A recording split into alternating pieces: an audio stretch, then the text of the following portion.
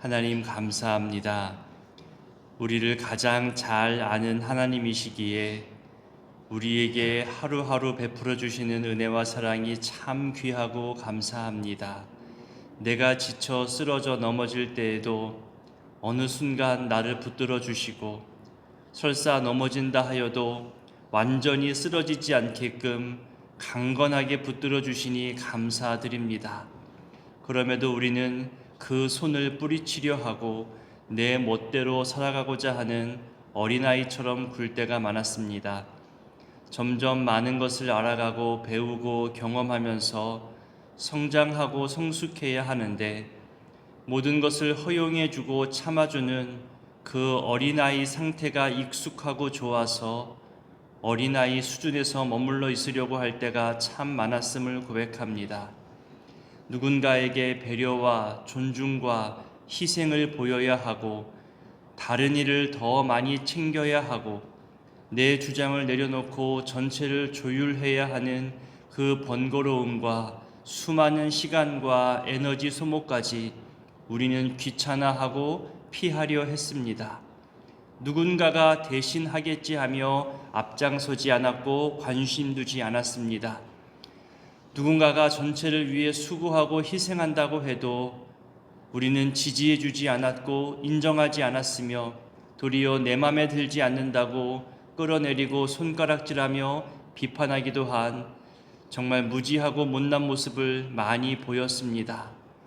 내가 비판한 대로 그 비판이 나에게 돌아오는 것이고 내가 배려하고 헤아린 대로 다시 내게로 돌아온다는 것을 정말 절실히 깨달아 알게 하시고 내 말로도 내 마음과 생각으로도 서로 인정하고 존중하며 헤아리며 살게 하옵소서. 방금 부른 찬송의 가사처럼 주님 내 마음에 들어오셔서 나를 변화시켜 새 사람 되게 하시고 잘못되고 악한 습관을 끊어버리게 하시며 사망과 어두움의 상황 속에서도 늘 소망하며 기대하는 믿음의 삶, 빛을 따라가는 삶 살게 하옵소서.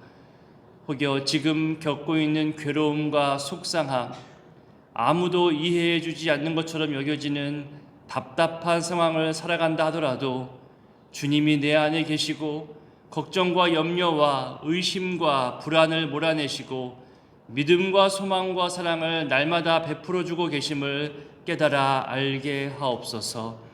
오랜 질병의 치료와 갑작스러운 질병의 발견으로 또 급히 치료해야 하는 분들, 넘어져서 또 그 통증을 이겨내며 치료받으셔야 하는 분들, 아픔과 괴로움에 처한 이들에게 주님 위로하여 주시고 온전히 회복되는 은혜를 더하여 주옵소서. 그들이 평소에 주님을 얼마나 사랑했는지 주님 헤아려 주시고 더 큰 은혜로 갚아 주옵소서. 자녀들의 결혼과 취업과 진학과 졸업으로 기뻐하는 가정들에게 그 감사가 지속되게 하시고 아직 때를 기다리는 가정들에게 소망을 잃지 않게 하시며 간절히 기도하는 시간 되게 하시고 기도의 응답을 경험하는 시간들 되게 하옵소서. 주일을 준비하는 손길들에게 함께 하시고 또 섬기고 나누고 헌신할수록 모자람이 아닌 채우심으로 더 큰 은혜를 받아 누리는 삶 되게 하옵소서. 하나님 또한 이 나라와 이 민족을 긍휼히 여기시고 옳고 그름을 판단하는 일과 양극화되어져가는 이 갈등의 해결점들이 이번 기회에 실마리를 찾고 또 앞으로의 방향을 발견할 수 있는 의미 있는 시간들 되게 하옵소서. 이 일로 불안과 손해를 당하는 사람들이 더 이상 늘어나지 않도록 우리의 일상 또한 주님 지켜 주옵소서. 이 새벽에도 주님께 마음의 간구와 소망과 또 이 마음을 담아서 물질로 드리는 그 모든 헌신된 마음도 받아 주시옵소서. 이제 말씀 앞으로 나아가오니 주님 말씀하시는 하나님을 발견하게 되기를 소원하옵고 예수님의 이름으로 기도드립니다. 아멘. 오늘 말씀은 마가복음 4장입니다. 4장은 하나님 나라의 비유로 불리우는 선상 비유를 알려주고 있습니다. 사람들이 몰려들자 예수님께서는 더 효과적인 가르침을 위해 배에 올라가서 선상에서 가르치기 시작합니다. 우리 1절과 2절을 읽어보겠습니다. 예수께서 다시 바닷가에서 가르치시니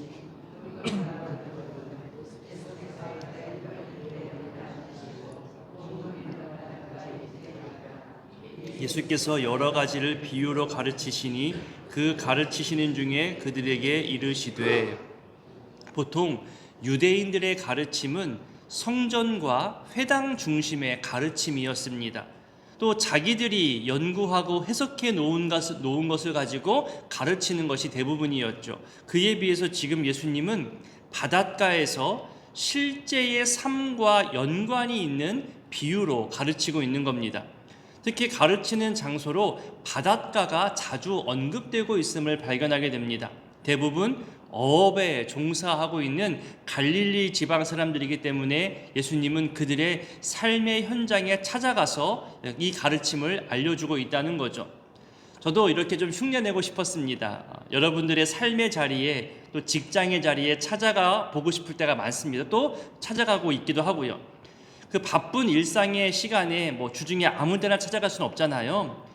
금요일 밤 퇴근할 때 또는 쉬는 시간에 그렇게 여러분의 삶의 현장에 찾아가서 따뜻한 국수나 우동이나 그렇게 한 그릇 먹으면서, 아니면 작은 간식이라도 함께 나누면서 서로의 이야기를 나누고, 또 삶 속에서 어떤 기도를 하고 있는지, 또 어떤 신앙의 삶을 가지고 살아가는지 삶의 현장에서 더 가까워지는 시간, 좀 더 함께 걸어가는 공동체성을 키워가는 그런 시간을 또 사모하기도 합니다. 혹시 제가 주중이라든가 언젠가 이번 주말에 한번 찾아가겠습니다, 이번 주말에 한번 집사님 일터에, 또 집사님 또 일하시는 근처에 찾아가겠습니다 연락드리면 기꺼이 허락해 주시고 삶의 현장에서 한번 만나보는 그런 기회도 가지면 좋겠다 싶습니다. 2절에 보니까 비유로 가르치시는데, 여기 4장에서는 4가지 비유가 나오거든요. 씨 뿌리는 자의 비유, 등불 비유, 자라나는 씨앗 비유, 겨자씨 비유, 4가지 비유가 나옵니다. 여기서 먼저 4장에서 말하고 있는 이 비유라는 것에 대해서 좀 살펴보겠습니다. 조금 뒤로 가서요, 33절과 34절에서도 이 비유에 대해서 말씀하시는데요, 함께 읽어보겠습니다. 33절, 34절입니다. 예수께서 이러한 많은 비유로 그들이 알아들을 수 있는 대로 말씀을 가르치시되, 비유가 아니면 말씀하지 아니하시고 다만 혼자 계실 때에 그 제자들에게 모든 것을 해석하시더라. 비유가 아니면 말씀하지 않으셨대요. 그리고 이 비유에 대한 설명을 제자들에게만 해주신다는 이 특별함이 발견되어집니다. 이유가 뭘까요? 다시 앞으로 와서 9절을 볼까요? 우리 9절도 함께 읽도록 하겠습니다. 또 이르시되 들을 귀 있는 자는 들으라 하시니라. 자, 귀 있는 자들만이 들을 수 있게 하기 위함인데, 이것을 조금 더 알아보자면요, 바로 다음 11절과 12절입니다. 함께 읽어보겠습니다. 이르시되 하나님 나라의 비밀을 너희에게는 주었으나 외인에게는 모든 것을 비유로 하나님, 이는 그들로 보기는 보아도 알지 못하며 듣기는 들어도 깨닫지 못하게 하여 돌이켜 죄사함을 얻지 못하게 하려 함이라 하시고, 자, 외인들이 들으면 듣기는 들어도 깨닫지 못하게 하기 위함이래요. 그러니까 일부러 감추는 거 아니에요. 이해 못하게 하고, 그래서 천국 모르게 하고 이런 것이 아니라, 하나님 나라가 세상 사람들에게는 기본적으로 반대가 되는 가치거든요. 오해가 되고 비난의 대상이 되는 겁니다. 밭에 감추인 보화 이야기처럼 감추어져 있는 하나님 나라이기 때문에, 더군다나 예수님을 대적하는, 반대하는 사람들이 일일이 예수님의 가르침에 불필요한 논쟁과 충동을 일삼잖아요. 그런 것들을 피하기 위해서라도 이 복음 선포의 방법으로 드러냄과 감추임의 이 이중적 효과가 동시에 있는 비유를 자주 사용하신다고 지금 말씀하고 있는 겁니다. 비유를 사용하는 목적을 설명하시는 거죠. 특히 예수님 말씀을 듣고자 따라온 이 수많은 무리들 중에는 말씀과 복음이 목적이 아닌 사람들이 있어요. 그러니까 사적인 만족 때문에 따라온 사람들이 더 많았다는 거죠. 먹을 것을 공짜로 준다더라, 아픈 곳을 낫게 해주더라, 내가 당하고 있는 이 고통과 괴로움을 치유해 주더라, 귀신을 쫓아주더라, 이런 기적과 치유에만 관심을 가지고 찾아온 이런 사람들에게는 아무리 천국의 말씀을 전하고 알려주어도 이들은 들으려 하지 않는 거예요. 언제 밥 주나요? 언제 고쳐주나요? 언제 기적을 베푸시나요? 오직 자기 욕심, 자기 이익만 챙기려 한다는 거죠. 그래서 예수님에 대한 선입견, 오해, 잘못된 바램, 이런 것들 때문에 깨닫지 못하게 된다고 말씀하고 있는 겁니다. 하나 또 설명드리자면, 하나님 나라 밖에 있는 사람들에게는 무슨 말인지 이해하기 어렵지만, 반대로 하나님 나라 안에 있는 자들, 우리가 믿음을 소유하고 말씀을 진리로 여기고 따라가는 우리 하나님 나라 안에 있는 자들에게는 이 믿고 따라가는 진리의 말씀이 더 쉽게 이해되어지고 또 더 재미있게 기억되는 그런 효과가 이 비유 속에 있다는 거죠. 자, 이제 4장에 나오는 4가지 비유 중에 처음으로 씨 뿌리는 자의 비유 이야기를 시작합니다. 너무나 우리가 잘 아는 말씀이고 마태, 마가, 누가복음 모두 다 나오는 비유이기도 합니다. 4절에 보니까 길가, 또 5절에 보니까 흙이 얕은 돌밭, 7절에 가시떨기, 8절에 좋은 땅에 씨가 떨어져서 각각의 상황을 설명해 주고 있죠. 바닷가에서 조금만 들어가면 농업을 할 수 있는 땅이 대부분 있습니다. 우리나라도 호남평야라는 말이 있는 것처럼 갈릴리 지역에도 어업도 많았지만 농업도 일부 있었거든요. 이에 대해서 사람들이 대부분 농업에 대한 기본 지식을 가지고 있었던 겁니다. 그런 백성들을 향해서 씨를 뿌리는 방법과 씨를 뿌리는 장소에 대해서 설명을 하고 있는 겁니다. 당시 이스라엘에게서는 씨를 뿌리는 방법이 크게 2가지가 있습니다. 비슷한데요. 하나는 예수님이 지금 비유로 말씀하시는 대로 농부가 직접 일일이 손으로 씨앗을 뿌리는 방법이 있고요. 다른 하나는 씨앗이 담겨있는 커다란 자루에 작은 구멍을 내서 짐승 위에 얹어서 여기저기 다니면서 씨를 뿌리게 하는 그런 방법이 있습니다. 뿌려진 씨앗에 대해서 이 씨앗이 뭐냐, 씨를 뿌리는 자가 누구냐, 어떤 씨앗이냐, 이런 해석적 접근 방법도 있겠지만 대부분은 장소에 대해서 해석합니다. 그러니까 복음을 받아들이는 사람들의 태도와 자세에 대해서 더 많이 강조하는 이 비유로 해석하고 있는 거죠. 이 비유에 대한 예수님의 직접적인 해석 설명이 있습니다. 우리 14절부터 20절까지 좀 길지만 예수님이 무엇라 말씀하시는지 읽도록 하겠습니다. 14절부터입니다. 뿌리는 자는 말씀을 뿌리는 것이라. 말씀이 길가에 뿌려졌다는 것은 이들을 가리킴이니 곧 말씀을 들었을 때에 사탄이 즉시 와서 그들에게 뿌려진 말씀을 빼앗는 것이요. 또 이와 같이 돌밭에 뿌려졌다는 것은 이들을 가리킴이니 곧 말씀을 들을 때에 즉시 기쁨으로 받으나 그 속에 뿌리가 없어 잠깐 견디다가 말씀으로 인하여 환난이나 박해가 일어나는 때에는 곧 넘어지는 자요. 또 어떤 이는 가시떨기에 뿌려진 자니 이들은 말씀을 듣기는 하되 세상의 염려와 재물의 유혹과 기타 욕심이 들어와 말씀을 막아 결실하지 못하게 되는 자요. 좋은 땅에 뿌려졌다는 것은 곧 말씀을 듣고 받아 30배나 60배나 100배의 결실을 하는 자니라. 아멘.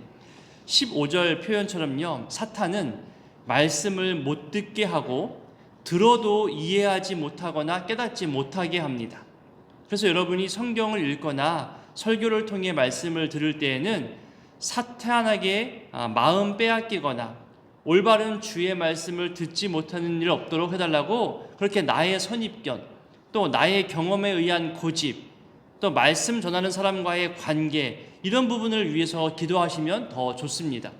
특히 말하는 사람을 내가 좋아하고 신뢰하면 그 말이 잘못되어도 100% 믿으려고 하는 기본적인 자세가 우리한테 있잖아요. 반면에 아무리 올바르고 좋은 말을 전해도요, 그 사람이 싫으면 믿지 않으려고 하는 그런 태도가 우리 가운데 있습니다. 자기 경험과 자기 생각에 맞는 말이면 나는 더 좋아하죠. 또 내 생각과 맞지 않으면 나는 또 틀렸다고 여깁니다. 그만큼 우리는 내가 옳다고 주장하는 것이 기본적으로 깔려 있습니다. 내가 옳다고 여기는 것을 말해주는 사람이 더 좋은 거죠. 그런 우리의 심리와 생각을 이용해서 악한 사람들, 사기꾼들은 또 기회주의자들은 그런 우리를 속이며 우리를 이용하려 하기도 합니다. 부탁드리는 것은 이거 아니면 저거다, 이렇게 말하면 이러이러한 사람이 분명하다, 이렇게 사람을 쉽게 평가하고 편을 나누게 하는 말들에 우리가 쉽게 넘어가지 않았으면 좋겠습니다. 현혹되지 않기를 부탁드립니다. 비슷한 생각과 비슷한 성향, 비슷한 경험을 가진 사람들이 모이는 것은 그건 어쩔 수 없어요.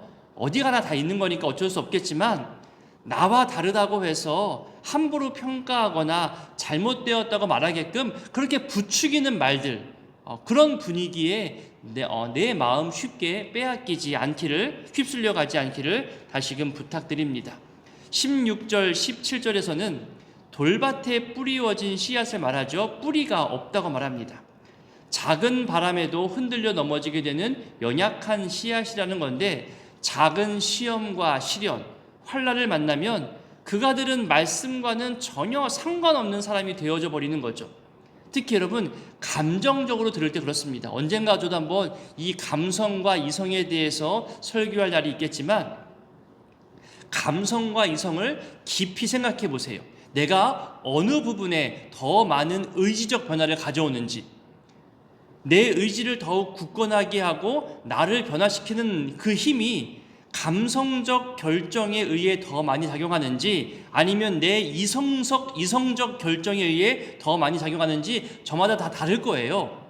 평균을 내기도 어렵지만 감성과 이성 모두 하나님이 주신 소중한 것들인데, 우리 이성의 깨달음과 감성의 깨달음이 동시에 일어나면 제일 좋겠지만, 그래도 제가 조금 더 강조해 드린다면 이성적 깨달음을 좀 더 사모했으면 좋겠습니다.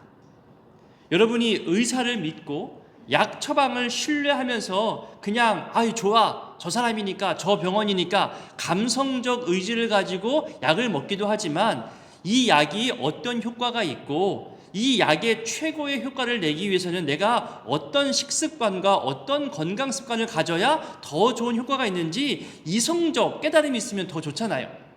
무엇을 조심해야 하는지, 무엇을 더 피해야 되는지 머리로 알고 이해하고 따라가는 그런 의지적 변화가 더 많이 일어납니다. 건강검진을 하고 난 다음에도 어디가 부족하고 무엇이 위험한지 알면 건강을 위해 더 노력하게 되죠. 이성적 깨달음이 있기 때문입니다. 감성이 우리를 변화시키는 힘을 줄 때도 있지만, 깨닫게 하는 이성이 우리로 더 큰 의지의 변화와 더 오랫동안 지속적으로 변화하게 하는 힘을 가져온다는 거죠. 그래서 여러분, 오늘 본문의 표현처럼 깨닫게 해달라고, 내 고집스러운 이 이성, 내가 정말 이것이 옳다고 평생 동안 지켜왔던 내 고집스러운 경험들을 하나님의 말씀으로 깨우쳐 주시고 내 이성의 깨달음을 갖게 달라고, 이 신비의 말씀, 감추어진 말씀, 드러내 보이는 말씀, 조급해하지 않고 더디더라도 올바르게 깨닫고 분별할 수 있는 이성적 깨달음, 이성적 은혜를 달라고 여러분 기도했으면 좋겠습니다. 예수님을 알고자, 예수님을 배우고자, 예수님을 따라가고자 함이 아니라 기적과 치유만 바라고 자기 이익만 챙기려는 그런 부류에 속하지 않게 하시고, 온전히 주님 말씀 붙잡는 그런 사람들 되게 해달라고, 주님 말씀에 뿌리 내리는 감정이 아니라 말씀에 뿌리 내리는 신앙인 되기를 우리 기도하면서 우리 말씀 생활했으면 좋겠습니다. 19절에서도요, 우리가 잘 아는 세상의 염려, 재물의 유혹도 크지만 기타 욕심을 말합니다. 여기서 기타 욕심은 뭘 말하는 걸까요? 열정이나 간절함과 연관되어지는 그런 좋은 욕심도 분명 우리 인간에게는 있습니다. 하지만 절제되지 않은 욕심, 정욕에 의한 욕심, 한순간의 즐거움과 쾌락을 채우기 위한 욕심이 우리 가운데도 있음을 우린 부인할 수 없죠. 물질 자체가 나쁜 건 아니잖아요. 필요 이상으로 욕심내고 거짓된 방법으로 모으려 하고 다른 사람을 해치면서까지 모으려 하다 보니까 그게 잘못된 물질이 되는 것처럼, 욕심 자체보다는 내 욕심을 잘못되게 부추기는 악함에 근거한 탐욕들이 우리로 결실하지 못하게 한다는 겁니다. 이제 21절부터 25절까지는 등불 비유입니다. 22절에 보니까 드러내기 위함이고 나타내기 위함을 말하면서 결국 주님께서 비유로 말씀하시고자 하는 것의 목적은 진리를 감추려는 게 아니라 진리를 공개하고 올바르게 해석해주고자 하는 것임을 우리는 발견할 수 있습니다. 그러면서 제가 몇 번 강조하는 말씀이 나오잖아요. 자세와 태도의 중요성에 대해서 교훈하시는데요. 우리 24절을 함께 읽겠습니다. 또 이르시되 너희가 무엇을 듣는가 스스로 삼가라. 너희의 헤아리는 그 헤아림으로 너희가 헤아림을 받을 것이며 더 받으리니. 자, 원어 그대로 해석하면요, 너희가 재는 그 자로 너희도 재어질 것이다, 이런 뜻입니다. 여기서 헤아리다라는 말은 수를 세는 것, 살피는 것을 말합니다. 왜 우리 잃어버린 한 마리 어린 양 비유에서도 어떻게 그 한 마리가 발견되어졌냐? 수를 헤아려 봤기 때문에 한 마리가 비었다는 것을 알게 된 거잖아요. 이렇게 수를 셌다, 살폈다, 이것이 헤아림의 뜻입니다. 다른 번역에서는 이렇게 말합니다. 너희가 헤아리는 것보다 더 많은 헤아림을 받게 된 거다. 여기도 그러잖아요. 맨 마지막에 보니까 헤아림을 받을 것이며 더 받으리니. 마치 이자처럼 하나님은 더 주신다는 거예요. 더 헤아려 주신다는 거죠. 그래서 여러분, 나의 말과 생각은 내가 늘 나를 헤아리고 있기 때문에 내 말은 오해함이 없겠다 여겨져요. 내가 말하는 것을 다 이해하겠지. 왜냐하면 나는 내 말을 이해하거든요. 하지만 상대방이 내 말을 과연 나처럼 이해할까요? 아니잖아요. 또 반대로 내가 다른 사람의 말과 생각을 그 사람처럼 이해하지는 못해요. 그 사람이 오랫동안 고민하고 연구하고 경험했던 그 말과 행동을 나는 한순간의 짧은 모습을 통해서 100% 이해하지는 못하는 거죠. 오해할 때가 많습니다. 헤아림이 부족하다는 거예요. 내가 말을 할 때에도 또 듣는 사람이 누구냐에 따라서 그 헤아림으로 설명을 자세히 할 수도 있고 간단히 할 수도 있겠죠. 또 내가 무슨 말을 들을 때에도 상대방을 헤아리면서 상대방이 이 말을 왜 하나, 이 말 속에 담겨 있고 숨겨 있고 경험되어진 진심이 뭘까, 그렇게 헤아리다 보면 나쁘게 오해할 일이 줄어들게 됩니다. 내 경험, 내 생각으로만 헤아리다 보니까 오해가 생기는 거죠. 대화와 소통을 연구하는 사람이 이런 말을 했습니다. 저도 이분을 좀 우리 교회 한번 초청하고 싶은데요. 대화를 연구하는 한 소장님이 이런 말을 했습니다. 상대방의 말을, 그러니까 상대방의 언어를 헤아려 보면 결국 두 가지뿐이래요. 인간의 모든 언어는 두 가지 언어래요. 뭐냐 하면 감사 또는 부탁. 상대방의 언어가 모든 것을 헤아리면 감사의 말이거나 부탁의 말이래요. 그것이 짜증이든 그것이 분노든 그것이 실증이든 가만히 보면 감사와 분노, 이 두 가지 영역에서 다 해결되어질 수 있는 그런 언어라는 거죠. 상대방이 짜증을 내고 분노의 말처럼 말하겠지만 이게 부탁의 말인지 감사의 말인지 그 근원을 헤아려 보면 같이 화내지 않겠다는 거예요.